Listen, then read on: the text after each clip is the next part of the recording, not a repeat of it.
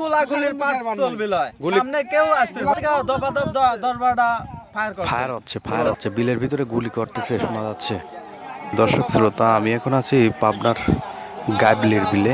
আপনারা দেখতে পাচ্ছেন এখানকার পরিবেশ কিন্তু উত্তেজনা মধ্য বিরাজ করতেছে। আপনারা দেখতে পাচ্ছেন এক পাশে বাউত উৎসবের মৎস্য শিকারীরা এবং অপর পাশে এই এলাকার যারা এই বিল চষে বেড়ায় তারা এই এলাকার ওরা বাউত উৎসবকে বাধা দেওয়ার জন্য পুলিশ প্রশাসন নিয়ে ওইখানে চরমভাবে বাধাগ্রস্ত করার চেষ্টা করতেছে, কিন্তু কোনোভাবেই কিন্তু বাউত উৎসব তারা ছাড় দিচ্ছে না। তারাও মাছ মারার জন্য কিন্তু এগিয়ে যাচ্ছে। দেখা যাক, এখানে থমথমে একটা অবস্থা বিরাজ করছে এবং বিলের ভিতরে কিন্তু ফায়ার হচ্ছে। আমরা শুনতে পাচ্ছি বারবার ফায়ার করতেছে, এখানে গোলাগুলির শব্দ শোনা যাচ্ছে।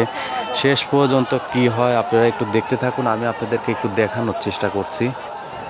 দেখা যাচ্ছে ওইখানে বাউত উৎসবকে ঠেকানোর জন্য বিলের যারা বিল রাখছে তারা মাছ ধরতে দিবে না। তারা কিন্তু অনেক পুলিশ প্রশাসন, তারপরে এমনি আন্ডারগ্রাউন্ডে যেসব নেতা আছে তারা সবাই কিন্তু দাঁড়িয়ে বাউত উৎসবকে ঠেকানোর চেষ্টা করতেছে।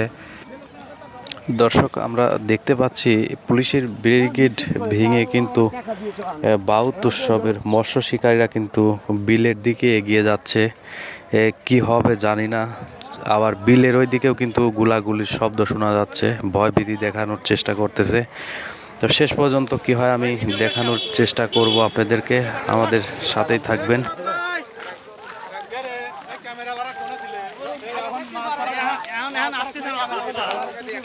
আরে না ভিডিও